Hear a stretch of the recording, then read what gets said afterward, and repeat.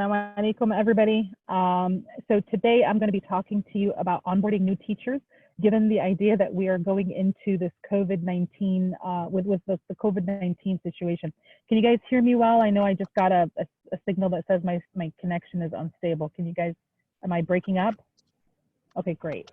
So I'm not, a lot of this will sound, hopefully a lot of this you guys are doing at your schools anyhow, but I was thinking for myself, how am I going to change our onboarding procedures for new teachers? We have about, in the upper school where I work, we have about 12 new teachers coming on board. And so how do I onboard them? And we have about a staff of 60. And so how do I onboard those 12 teachers? And so I was thinking some of those things. So I put together this, and I also got it from other resources. But it's really important that you consider that the new teachers that are going to start this fall are going to have a unique, special experience. They're going to have a bonding together that's going to be unique, as they're going to be going through some of the challenges of learning about your school in a way that other teachers haven't. And so you want to be aware of that. It's going to be a weird year, so how do you make it special? And then how do you, how are you, if any of your schools are doing summer professional development, or you're communicating with your teachers right now who are returning around, things that you're doing for next year, make sure you're including your new teachers in that. We normally at my school don't include new teachers in any of our communication until the day they start, until orientation, which is typically in August. But this year we actually had them be part of our closing meetings, meetings that come at the end of the year. And I, as an academic dean, have been meeting with them at least once every 3 weeks to address some of their questions and with different topics. So how are you doing that for your teachers? These are basically some steps to think of. And again, some of it is really basic. But your step 1 and 2 of onboarding your teachers is you want to make sure you're getting that paperwork, the contracts, the background checks, the employee handbook, IDs, all that stuff has happened already, like way before, right? Don't wait until orientation, or don't wait until they come on board to have all that stuff done. Tech, email access, if you're giving them a device or not, access to the LMS. Some of those teachers might want to start thinking about what their courses are going to look like, what their classes are going to look like in the fall. And so they might want to start now. We know, as again, in our school, we don't give email addresses and devices and LMSs until the first day of orientation, which typically happens August 20 something. We gave them all those things back in June when we ended our school year for those people that we hired. A really cool idea, and for those of you who are in the admin course, this should look very familiar to you. You want to use your LMS as a proxy to your physical campus. They can't come to your campus depending on where you are. They can't come, they can't take a tour, they can't go through orientation. So really the way you're going to be delivering your orientation is through your LMS, almost like a course that you've designed, that your teachers are designing for students. You're designing this for them as far as how you're onboarding them.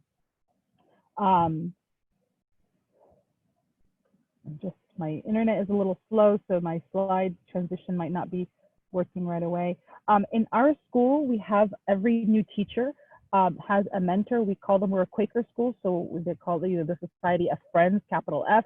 And so every teacher has a first friend. That is somebody who's a mentor, not necessarily your department head, not somebody who can evaluate you, but somebody who has, somebody has a really positive attitude.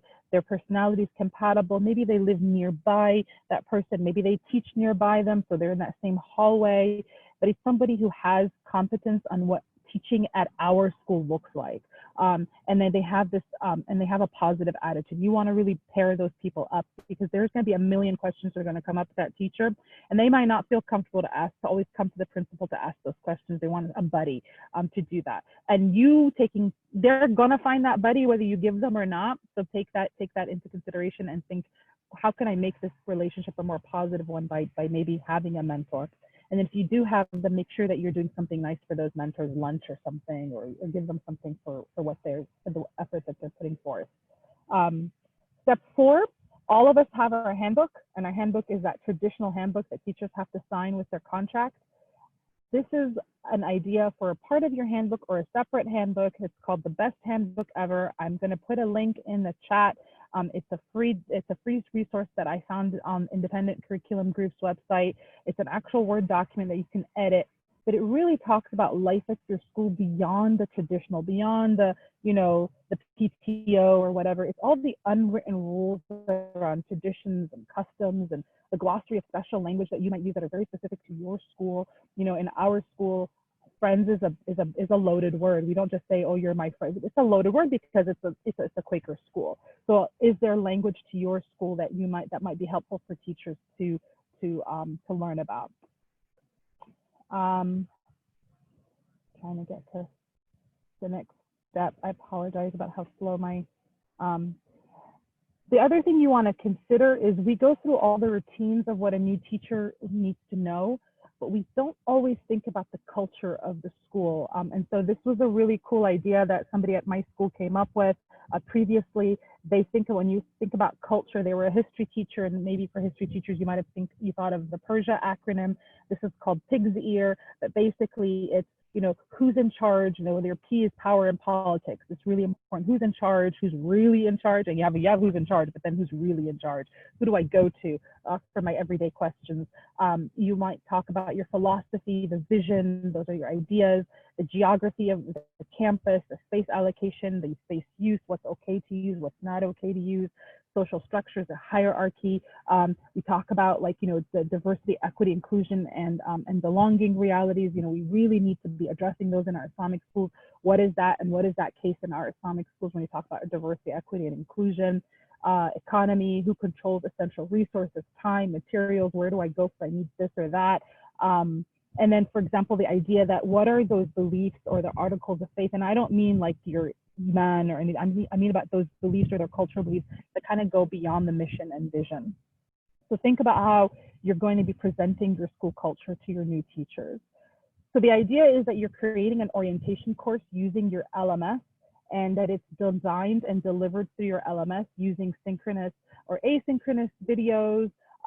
You're, just like I said to the admin, it's really important in the admin training to design your courses backwards. So think of this course in that same way. What are your learning goals? What should new faculty and staff know about our schools? And then design backwards from there. Combine it with some video modules, with some synchronous Q&A. They're gonna have a ton of questions. And so some of those questions might be similar. And if you are having if you have an LMS that has a template and a cadence, make sure that that course also follows that same template and that same cadence. As far as topics, and each of these is kind of worth a session, you're going to think of a virtual or on-campus tour of your school offices, who the admin on. We always forget to introduce them to, like, if you have an admissions department, if you have development, marketing, business, all of those people should be included, and who's who. Talk to them about your curriculum philosophy and the design, kind of an intro to your philosophy and curriculum. We always forget the assessment philosophy. Teachers going into a new school, they might have had 30 years of experience, but curriculum and assessment at your school is different than other schools. If you have, and I know this is true from some schools, but not others, I don't know if it's gone into some of, I know in our state, we've had some issues with this where there's been Instagram accounts blocked at so and such school, or these are Instagram accounts that talk about diversity, equity, inclusion by alumni in different schools. If you have something online that other students have spoken about experience of being a diverse student at your school, talk to at orientation. It's online, right? They already know about it. They've probably seen it. So make sure that you are including in your orientation a state of your school as far as what you have done thus far with diversity, equity, inclusion, and belonging. You want to really train your teachers how to respond, to give your teachers the tools to be responsive, respectful, and humbled by the diversity of your student experience. And then make sure that you're providing some kind of diversity, equity, inclusion, and belonging training to your teachers during orientation time. The next topic, once my thing kind of comes about. There we go. You want to talk about how you support students with learning accommodations. I know a lot of Islamic schools will say we don't accept students that have IEPs or that have special accommodations, but we also know that even though we might not accept them, we have students in our classrooms that have certain learning accommodations that need to be accommodated. And so what does that learning profile look for those students? How do you get your teachers to know about them? What's your discipline policy? The advisory program, I talked a little bit about that during the admin course. If you don't have an advisory program, I can put a link about what advisory is. It's a super important program that really helps your kids and helps your teachers from the social emotional perspective. You know, what are some other structures, other duties that your teachers might have to do? So all of this should be considered in your topics. I apologize about the spelling error there. Any kind of extras, if you're doing a Q&A, that synchronous Q&A, think about inviting other teachers to introduce themselves. Think about inviting students that can speak to those teachers about their experience at the school. And think even about inviting parents. That works in two ways.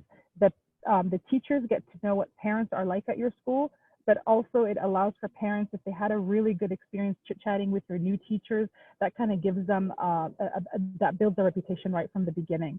So think about bringing those people to those synchronous Q&A. Don't forget to include in the orientation time for the teacher to meet with the department chair, other supervisors. Don't forget to include moving and setup time. And don't forget to include some fun time, social time. Maybe there's a, I don't know, virtual tea time or something like that that you're doing. Maybe even getting to know your teachers' families and the teachers' families, husband, whatever spouse, children can get to know the school as well.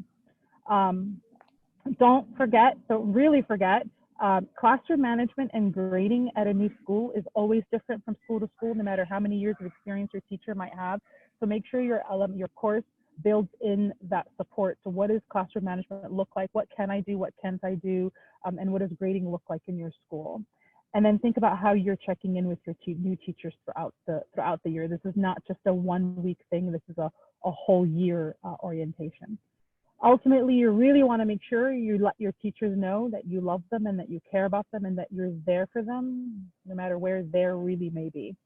And hopefully you can build that relationship. This is kind of the opening. This is what your teachers are gonna, how they experience orientation really lasts with them the entire year and beyond. So really want to think about that strategically, inshallah. And that's it for me.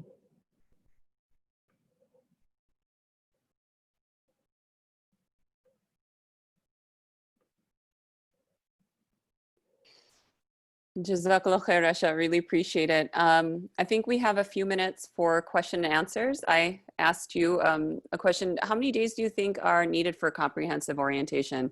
MashaAllah, this is a lot of really great ideas. I know that, you know, there could be a range depending on how much people include, but what have you seen? Yeah, I've seen anywhere between 2 days where you bring in your new faculty 2 days before everybody else, and then the rest of the orientation is a week. At a school that our orientation worked really well. It's not my current school, but at school our orientation worked really well. We had a 3-week orientation, and the first week was for new teachers, and the 2 weeks after that was for the whole staff. And that was one of the best orientations we've ever had. So it just depends, I think, on the school and the time. Great, Jazakumullah khairan. So inshallah, we'll look for your notes. You said, you mentioned a couple of links, one to that Google Drive, and then Sister Azra, for example, is asking more about student advisory. So we'll take a look in the chat for that as we switch over to Brother Owais. So I'm gonna end this recording now.